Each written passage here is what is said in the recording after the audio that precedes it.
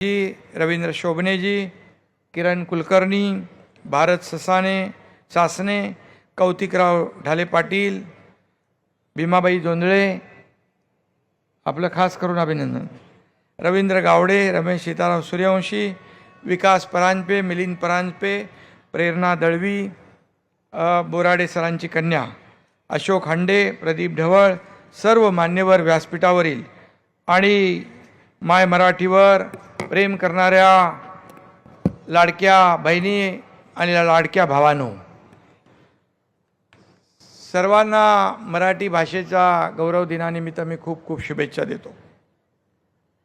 खरं म्हणजे 2500 वर्षाचा समृद्ध आणि गौरवशाली इतिहास असलेल्या माय मराठीला मी नमन करतो, वंदन करतो. तात्यासाहेब उर्फ तात्यासाहेब शिरवाडकर उर्फ कुसुमाग्रजांना मी अभिवादन करतो. खरं म्हणजे संपूर्ण घरासाठी राबणाऱ्या, आपल्या पदराखाली पिलांना सांभाळणाऱ्या आईच्या वाढदिवसाला तिची लेकरं बाळं, नातवंड, पतवंड सगळे जमतात. तसेच आपण आज इथं सारे जमलो आहोत आणि आपण सगळीच माय मराठीची लेकरं आहोत. आणि म्हणून माझ्या मराठी मातीचा लावा ललाटास टिळा, हिच्या संगे जागतील माये देशीचा शिळा, आणि हिच्या गगनात घुमे आद्य स्वातंत्र्याची द्वाही, हिच्या पुत्रांच्या बाहूत आहे समतेची ग्वाही. अशी आहे कुसुमाग्रजांची आपली माय मराठी. खरं म्हणजे फेब्रुवारी महिना माय मराठीच्या चौफेर गौरवाचा महिना ठरला आहे. 3रं मराठी विश्वसंमेलन पुण्यात मोठ्या उत्साहात पार पडलं. आता दिल्लीत मराठी साहित्य संमेलन झालं. देशाच्या राजधानीत मराठी भाषेचा जल्लोष झाला आणि मराठी भाषेला अभिजात भाषेचा दर्जा दिला. दादांनी आधीच अभिनंदन केलं आहे. मी आदरणीय प्रधानमंत्री नरेंद्र मोदीजींचं मनापासून अभिनंदन करतो. गेल्या अनेक वर्षाचा आपली मागणी त्यांनी मान्य केली आणि म्हणून त्यांचं मनापासून अभिनंदन, त्यांना मनापासून धन्यवाद. खरं म्हणजे मराठी भाषेला अभिजात भाषेचा दर्जा मिळाल्यापासून ही गौरवगाथा सुरू आहे. ती अजूनही त्याच डौलात आणि त्याच जोमात सुरू आहे. खरं म्हणजे जय जय महाराष्ट्र माझा, गरजा महाराष्ट्र माझा हे राज्यगीत, या गाण्याला आपण राज्यगीताचा मान दिला, सन्मान दिला, दर्जा दिला. सर्व शाळांमध्ये आणि सर्व आपल्या शासकीय कार्यक्रमामध्ये राष्ट्रगीताबरोबर राज्यगीत देखील म्हटलं जातं. ही आपल्या सगळ्यात महत्त्वाची आणि अभिमानाची बाब आहे. खरं म्हणजे यावेळेस आणखी एक या काळात सर्वात महत्त्वाची घटना घडली, ती म्हणजे आपल्या सगळ्यांच्या आशीर्वादाने घडलेली आहे. मराठी माणसांना आपलं वाटणारं महायुतीचं सरकारही दैदिप्यमान ऐतिहासिक विजय मिळवून या ठिकाणी पुन्हा आपल्या सर्वांच्या आशीर्वादाने आलं. त्याबद्दल आपल्या सगळ्यांना धन्यवाद दिले पाहिजेत. खरं म्हणजे मी मुख्यमंत्री असताना देवेंद्रजी आणि अजितदादांच्या सहकार्याने ही सारी कामं, ऐतिहासिक कामं करता आली. ही मी स्वतःला भाग्यवान समजतो. आता देवेंद्रजी यांच्या नेतृत्वाखाली मराठीच्या समृद्धीसाठी मी आणि दादा पूर्णपणे प्रयत्न करीन. आमच्यासोबत मराठी भाषेचे मंत्री उदय सामंत देखील आहेत. खरं म्हणजे मुख्यमंत्री देखील आज या कार्यक्रमाला येणार होते, पण त्यांनी आम्हाला दोघांना सांगितलं तब्येत त्यांची बरी नव्हती, त्यामुळे त्यांनी देखील या कार्यक्रमाला शुभेच्छा दिलेल्या आहेत. खरं म्हणजे अमृताहून गोड अशा मराठी भाषेतील उत्कृष्ट साहित्याचा, प्रकाशकाचा आज गौरव होतो आहे. राज्य सरकारचा हा पुरस्कार म्हणजे तब्बल 13 कोटी जनतेच्या वतीने केलेलं हे कौतुक आहे असं मी या ठिकाणी म्हणतो. हा गौरव होत असलेलाचा आनंद असला तरीसुद्धा यावर्षी विंदा करंदीकर जीवन गौरव पुरस्कार स्वीकारण्यासाठी ज्येष्ठ साहित्यिक आदरणीय रावसाहेब रंगराव बोराडे आपल्यात नाहीत याची मात्र खंत आहे. आणि म्हणून खरं म्हणजे त्यांनी ग्रामीण मराठी साहित्याला खास विनोदी शैलीचा बाज त्यांनी दिला. हे त्यांचं मोठं कर्तृत्व आहे. मी बोराडे सरांना आदरांजली वाहतो. ज्योत्स्ना प्रकाशनचे विकास परांजपे, रमेश सूर्यवंशी आणि भीमाबाई जोंधळे आणि त्याचबरोबर इतरही संस्था आहेत. आपल्या मुंबई मराठी ग्रंथ संग्रहालय आहे, मराठवाडा साहित्य पुरस्कार परिषद आहे, आणि या सर्वांचंच मनापासून मी अभिनंदन करतो. खरं म्हणजे सगळ्यांनीच मराठीसाठी आपापल्या परीने खूप मोठं काम केलेलं आहे. आपल्या सर्वांचं अभिमान म्हणून त्यांचं आज आणि आपल्या सगळ्यांना आनंद आहे की अशा सर्व गौरवमूर्तींचा सत्कार या ठिकाणी आज झाला आहे. आमची भीमाबाई या आमच्या बघितलं, त्यांचं भाषण ऐकलं आपण. मराठी भाषेवर प्रेम करणाऱ्या प्रत्येकाने, उदय सामंत जाऊन आले ना हॉटेलवर, एकदा तरी त्यांच्या लाडक्या बहिणीच्या हॉटेलला जरूर भेट दिली पाहिजे. तिथं 2 मेनू आहेत, एक पुस्तकाचा मेनू आणि दुसरा खाद्यपदार्थाचा. म्हणजे खरं म्हणजे खाता खाता वाचा आणि वाचता वाचता खा, अशी संकल्पना त्यांची आहे. खरं म्हणजे हे वेगळं अप्रूप आहे, अद्भुत आहे आणि आपल्या भीमाबाईंनी ते करून दाखवलं आहे. त्यांचं देखील मी मनापासून अभिनंदन करतो. सर्व पुरस्कार विजेत्यांचं मनापासून अभिनंदन करतो. माय मराठीचं पांग फेडण्यासाठी प्रत्येकजण काम करतो आहे आणि म्हणून आपली माय मराठी 700 वर्षापूर्वी पसायदानासारखे विश्वाचे आर्त म्हणणारे संत ज्ञानेश्वर माऊलींची आहे. मराठ्यांची भगवी पताका फडकवणारे हिंदवी स्वराज्य संस्थापक छत्रपती शिवाजी महाराजांची आहे, छत्रपती संभाजी महाराजांची आहे आणि मराठी तुकोबांची आहे, मराठी रामदासांची आहे, लोकमान्य टिळकांची आहे, स्वातंत्र्यवीर सावरकरांची आहे, देशाला संविधान देणारे डॉक्टर बाबासाहेब आंबेडकरांची आहे, ही मराठी कुसुमाग्रजांची आहे, पु ल देशपांडे यांची आहे आणि ही मराठी दैवी स्वर लाभलेल्या लता दिदींची आहे, आशाताईंची आहे, सगळ्यांची आहे. मग मराठीसाठी क्रिकेट विश्वात मध्ये सुनील गावस्कर असतील, मास्टर ब्लास्टर सचिन तेंडुलकर असतील, यांचीसुद्धा आहे. ही मराठी तुमची आहे, माझी आहे, मराठी आपल्या सर्वांची आहे आणि म्हणून आपण सर्वच जण सारेजण मराठी भाषेवर अलोट प्रेम करणारे आहोत. मी काय लेखक नाही, साहित्यिक नाही, विचारवंत नाही, मी एक कार्यकर्ता आहे आणि म्हणून मी कार्यकर्ता म्हणून काम करतो. आता आपण पाहिलं मगाशी, आम्ही किती पदावर असलो तरीसुद्धा कार्यकर्ता म्हणूनच काम करतो. मगाशी अजितदादांकडे आपण पाहिलं, मागची लोक मागे बसले, सगळे आपले साहित्यिक मोठी माणसं ती मागे आहेत म्हणून ते म्हणाले त्यांना पुढं घ्या. आता पुढं घ्यायचं तर ते तिकडे गेले खुर्च्या लावायला. म्हणजे तुम्ही आपले अजितदादांची ओळख ही स्पष्ट वक्ते परखड मत मांडणारे आहेत, परंतु त्यांच्यातला जे कार्यकर्ता जागृत झालेला मी पाहिला आणि खऱ्या अर्थाने या सर्वांचा मान सन्मान झाला पाहिजे भावना त्यांच्यामध्ये आपण पाहिलं. आणि म्हणून आम्ही राजकारणी लोक कितीतरी प्रयत्न करून लेखकांना विषय पुरवतो, पण तरी दिल्लीच्या साहित्य संमेलनामध्ये मराठीत राजकीय कादंबरी का नाही असा परिसंवाद झाला. आपल्या सगळ्यांना माहीत आहे, आम्ही 3 वर्षापूर्वी शांतीत मोठी क्रांती केली. जगभरात हा उठाव झाला, जगभरात 33 देशांनी त्याची दखल घेतली. मला सांगा, कादंबरीपेक्षा यापेक्षा मोठं राजकीय कथानक मिळू शकेल का?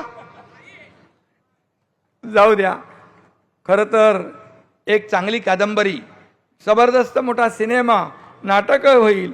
साहित्यिकांना माझं आव्हान आहे, जरा आमच्याकडे बघा. तरी असो, गमतीचा भाग, मराठी साहित्यात काय असावं काय नसावं हा साहित्यिकांचा अधिकार आहे. मराठी भाषेला 7 समुद्रापलीकडे नेण्याचं काम आपल्याला करायचं आहे. खरं तर माझी मराठी सरहद्दीचे अडसर केव्हाच ओलांडून पुढे गेली आहे. ने मजसी ने परत मातृभूमीला ही कविता स्वातंत्र्यवीर सावरकरांनी ब्रायटनच्या समुद्र किनाऱ्यावर लिहिली. त्याला 116 वर्ष झाली. आज संपूर्ण जगभरात मोठ्या प्रमाणावर मराठी लोक पसरलेत. आपली संस्कृती, आपली अस्मिता टिकवण्याचा प्रयत्न नेटाने ते करतायत, याचा आपल्याला सार्थ अभिमान आहे. आणि म्हणून या ठिकाणी नुकतंच जे राजधानी दिल्ली येथे 98 मराठी साहित्य संमेलन झालं. दिल्लीमध्ये झालेल्या मराठी भाषेचा जयघोष प्रत्येक मराठी माणसाच्या मनामध्ये अभिमानाची लेणी कोरणारा ठरला. या संमेलनाच्या आयोजकांनी तालकोटोरा स्टेडियम दिल्ली येथे दादा थोरले बाजीराव पेशवे, सुभेदार मल्हारराव होळकर आणि महापराक्रमी महाजी शिंदे यांचे अर्धाकृती पुतळे उभारण्याची मागणी केलेली आहे. आणि आपल्याकडून गृहमंत्री देशाचे अमित भाईंना आपण पत्रही पाठवलेलं आहे. आणि बाकी तर का पैशाचा काय विषय नाहीच आहे, तुम्ही इकडं आहेतच. आणि उदय सामंत मगाशी सांगत होते की साहित्यिकांना देखील काय पेन्शन, पण त्यांच्याकडे म्हणाले पैसे आहेत, त्याच्यातले पैसे आपल्याला वेगळे देण्याचे कारण नाही. मी विचारलं त्यांना, ते म्हणाले आमच्याकडे पैसे आहेत, त्या पैशातून आम्ही हे करू. नक्की अजितदादा इथं आहेत, मुख्यमंत्र्यांशी चर्चा करू आणि नक्की यामधून मार्ग काढू. खरं म्हणजे छत्रपती शिवरायांची जयंती रशियातल्या मेडिकल कॉलेजमध्ये शिकणाऱ्या मराठी मुलांनी साजरी केली. मी तिथं त्यांना शुभेच्छा दिल्या विसीवरून. जपानमध्ये साजरी झाली. गेल्या वर्षी मॉरिशसमध्ये देवेंद्रजींच्या हस्ते शिवाजी महाराजांच्या भव्य पुतळ्याचं अनावरण झालं. पुढच्या आठवड्यात जपानमध्ये छत्रपती शिवाजी महाराजांच्या पुतळ्याचं अनावरण होतं आहे. मराठी पराक्रमावर, भाषेवर प्रेम करणारे जगभरात लोक पसरलेले आहेत. परंतु काही वर्षापासून मराठी माणसं एकमेकांना भेटल्यावर उगाच हिंदी इंग्रजीत बोलत असतात. काही वेळांतर आपल्याला कळतं अरे याला मराठी समजते. आणि म्हणून साहित्य संमेलनाच्या अध्यक्षा दिल्लीमध्ये ताराबाई भवाळकरांनी आपले कान टोचलेत. त्यांच्या सूचनेप्रमाणे जिथे शक्य असेल तिथं मराठीतच बोललं पाहिजे. जे जे मराठी आहे ते सर्व आपण जगवलं पाहिजे, वाढवलं पाहिजे, जोपासलं पाहिजे, त्याचा सन्मान केला पाहिजे. या ठिकाणी गुरु ठाकूर यांची अत्यंत समर्पक कविता या ठिकाणी मला आठवते. गुरु ठाकूर म्हणतात, मिरवण्यापरी गिरवणे थोर, मिरवण्यापरी गिरवणे थोर, आणि संवादात धार राहो तिची, नको माऊलीची बेगडी बढाई, वर्तनात आई उमटावी. अशा अभिमान मिरवण्यापेक्षा आपल्या प्रत्येक वर्तनातून मराठीचा अभिमान जागवला पाहिजे. हीच खऱ्या अर्थाने माय मराठीची सेवा ठरेल. माय मराठीवर नुसतं प्रेम करून भागणार नाही, तर मराठी साहित्य, नाटक, चित्रपट, लोककला, संगीत, खाद्यपदार्थ हे सगळं आपण टिकवलं पाहिजे. मराठीत बोलणारा, मराठी ऐकणारा आणि मराठी कलांचा आदर करणारा मराठी समाज आपल्याला टिकवला पाहिजे, वाढवला पाहिजे. आणि मराठीचा आग्रह धरणं म्हणजे इतर भाषांचा द्वेष करणं असं नाही. भाषा ही आपली अस्मिता आहे, भाषा ही आपली ओळख आहे, भाषा आपला अभिमान आहे, भाषा हेच आपलं अस्तित्व आहे. काळाच्या ओघात कितीतरी भाषा नामशेष झाल्या आहेत आणि म्हणून आपली भाषा संपली तर एक दिवस आपलं अस्तित्व संपेल. त्यामुळे भाषेचं जतन आणि संवर्धनाची जबाबदारी आपल्या सगळ्यांची आहे. केवळ जबाबदारीच नाही तर ते प्रत्येक मराठी माणसाचं कर्तव्य आहे. आता तर संगणकीय तंत्रज्ञान आलं, ज्ञान शाखांमधलं ज्ञानही मराठीत मिळतं आहे. आपली भाषा ही ज्ञानभाषा व्हायला हवी. ती व्यवहाराची भाषा झाली तर अधिक समृद्ध होईल आणि म्हणून व्यवहारात देखील आपण मराठी भाषेचा वापर केला पाहिजे. प्रसार, विस्तार, संवर्धन या ज्या चारही गोष्टी खूप महत्त्वाच्या आहेत आणि म्हणून त्यासाठी भाषा तज्ज्ञांनी पुढाकार घेतला पाहिजे. साहित्यिक व्यासपीठावर राजकारणाने जाण्याबद्दल मतमतांतर असतील, परंतु भाषेच्या आणि मराठी साहित्याच्या सेवेस आम्ही मात्र सदैव तत्पर आहोत. खरं म्हणजे यासाठी आपण शासन म्हणून मुंबईत लवकर गौरवास्पद असं मराठी भाषा भवन उभं राहत आहे. ते मराठी भाषा भवन करतोय. रिद्धपूर येथे मराठी भाषेचं पहिलं विद्यापीठ होतं आहे. राज्यात 6 ठिकाणी पुस्तकांची गावं ही संकल्पना प्रत्यक्षात येते. आज कुठंतरी उदय सामंत जाऊन शिरवाडकरांच्या गावी, कुठलं ते शिरवाडे गावी कवितेचं गाव आपण जाहीर केलं आणि सुरू केलं. खरं म्हणजे कविवर मंगेश पाडगावकर यांचा उभादांडा हे जन्मगाव कवितेचं गाव म्हणून तेही विकसित केलं आहे. खरं म्हणजे मराठीला अभिजात भाषेचा दर्जा मिळाल्याने मराठीच्या बोलीचा अभ्यास, संशोधन, साहित्य संग्रह करणे शक्य होणार आहे आणि म्हणून भारतातील सर्व विद्यापीठांमध्ये मराठी शिकवण्याची सोय करता येईल. प्राचीन ग्रंथ अनुवादित करता येतील. ग्रंथालयाचं बळकटीकरण होईल. मराठीच्या उत्कर्षासाठी झटणाऱ्या संस्था, व्यक्तींना भरीव मदत करता येईल. आज या ठिकाणी मगाशी 51 पुस्तकांचं प्रकाशन झालं. त्यातली 17 पुस्तकंही नवलेखकांची होती. नवलेखकांमध्ये प्रचंड क्षमता आहे, विषयाची त्यांना जाण आहे, आजच्या पिढीचे प्रश्न मांडत आहेत, अत्यंत धाडसी लिखाणही होत आहेत आणि म्हणून त्यांना देखील मोठं करण्याची जबाबदारी आपली आहे, मराठी भाषिकांची आहे. आणि म्हणून चित्रपट, नाटक, संगीत, कीर्तन, भजन, शिक्षण आणि साहित्याच्या माध्यमातून या भाषेने हजारो वर्षाची समृद्ध परंपरा जपून ठेवली आहे. ती जोपासण्याचं काम शासन म्हणून आमच्या परीने आम्ही प्रामाणिकपणे करत राहू, एवढंच या प्रसंगी सांगतो. आपण सर्वांनी मिळून हा गोवर्धन उचलला आहे तर मराठी उचलला तर जगभरात मराठी दुमदुमू लागेल. मराठी साहित्य समुद्रापार, 7 समुद्रापार गाजेल. यात कुणाच्याही मनात शंका असता कामा नये. आणि म्हणून मी जाता जाता एवढंच सांगतो, कविवर्य सुरेश भटांच्या 4 ओळी मी या ठिकाणी म्हणतो. गे मायभू तुझे मी फेडीन पांग सारे, गे मायभू तुझे मी फेडीन पांग सारे, आणीन आरतीला हे चंद्र सूर्य तारे. मी पाय धूळ घेतो जेव्हा तुझी जराशी, मी पाय धूळ घेतो जेव्हा तुझी जराशी, माझी ललाट रेषा बनते प्रयाग काशी. आणि म्हणून सुरेश भटांचं हे शब्द मायबुला जसे लागू होतात तसेच मराठीलाही अचूक लागू पडतात. आणि म्हणून या मराठी गौरव दिनाला मी मनापासून खूप खूप शुभेच्छा देतो. सर्व पुरस्कार विजेत्यांचं मनापासून अभिनंदन करतो आणि उदय सामंत यांचंही मनापासून अभिनंदन करतो की फार दादा त्यांच्यावर बरोबर लक्ष ठेवा. आणि दादांचं लक्ष असलं म्हणजे फोन केला, पण बघा इतकं फास्ट काम आहे आमचं. करतो बघतो पाहतो आमच्याकडे नाही. लगेच सांगायचं, लगेच लिहायचं, लगेच फोन उचलायचा, लगेच फोन करायचं, आदेश द्यायचे, काम तमाम, म्हणजे काम फत्ते. दुसरा काय अर्थ घेऊ नका. मगाशी आम्ही आज दोघंही इथं कार्यक्रमाला आहोत आणि मुख्यमंत्री नाही आहेत. आता मुख्यमंत्र्यांची तब्येत बरोबर नाही आम्हाला त्यांनी सांगितलं दोघांनी, पण पत्रकार मित्र काल मुख्यमंत्री होते, आम्ही दोघं नव्हतो पूर्वनियोजित कार्यक्रमाला, आज आम्ही दोघंही आहोत. तर असं काय, तुम्ही पत्रकारांना देखील माझी विनंती आहे की खऱ्या अर्थाने या कार्यक्रमाला आपण सगळ्यांनी मिळून पुढे नेऊया. धन्यवाद. जय हिंद, जय महाराष्ट्र, जय मराठी.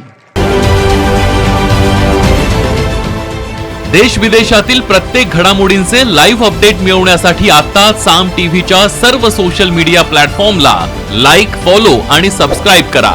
तसंच सर्व नोटिफिकेशनसाठी बेल आयकॉन प्रेस करायला विसरू नका.